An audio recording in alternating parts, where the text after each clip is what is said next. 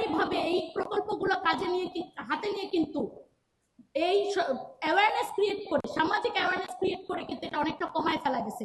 একটা সামাজিক অ্যাওয়ারনেস, আর একটা হলো খোলা অ্যাসিড বিক্রি বন্ধ করে দেওয়া। দুইটা দিক থেকে বন্ধ করতে হবে। সুতরাং এই গণভোট নিয়ে, গণভোট কেন হচ্ছে, কোন টপিকে হচ্ছে, কি কি সংস্কার আনবে এই গণভোটে এবং কেন এটা আমাদের জন্য খুব জরুরি, এগুলো নিয়ে আপনারা কি আমাদের টিভিতে, মিডিয়াতে কোনো পার্টিকুলার ডিসকাশন দেখেছেন? দেখেন নাই। শুধু হ্যাঁ, শুধু বলা হচ্ছে তোতা পাখির মতো হ্যাঁ ভোট দেন। কিসে হ্যাঁ ভোট দিচ্ছি?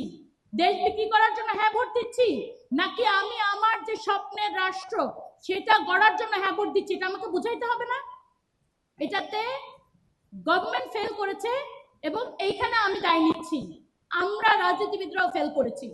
আমরা কিন্তু নিজেদের প্রচার প্রচারণা এত ব্যস্ত হয়ে গেছি যে আমরা এত বড় একটা ব্যাপার গণভোটে, সেই জিনিসটা নিয়ে কিন্তু খুব একটা আলোচনা করছি না। তারপর আরেকটা কথা থেকে যায়, আমাদের সবচেয়ে যে বড় দলটি, হয়তো যারা ফেয়ার ভোটে ক্ষমতায় আসতেও পারে, তারা গণভোটে এই সংস্কারের বিপক্ষে।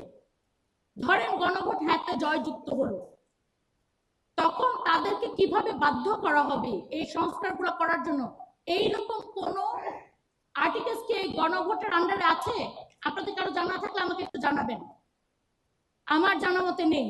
সুতরাং গণভোট হ্যাঁ যদি আপনারা জয়যুক্ত করেন এবং যেই দল এসে, কোনো দল এসে যদি বলে যে না আমরা এই রিফরমেশন গুলো করবো না, আমাদের আসলে তেমন কিছুই করার নেই।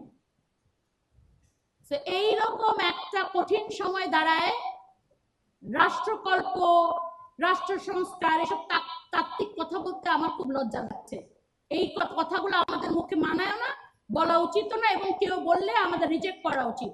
আমাদের ডাইরেক্ট কোয়েশ্চেন করা উচিত যে আপনার প্ল্যান কি, আপনি কিভাবে এই সংস্কারগুলা, আপনাদের কি কর্মের মাধ্যমে আপনারা এই সংস্কারগুলো ইমপ্লিমেন্ট করবেন, এবং আপনাদেরও দায়িত্ব আছে। আপনাদের সাথে আমরা সারাদিন কথা বলি, আপনারা মনে করেন হ্যাঁ উনি সৎ প্রার্থী, খুব ভালো, উনি সবকিছু ভালো, সব ভালো, কিন্তু শেষে ভোট দেন এমন এক প্রার্থীকে যে 100 লোক নিয়ে বাংলাদেশ ব্যাংকের ভিতরে যায় একটা শোডাউন করে।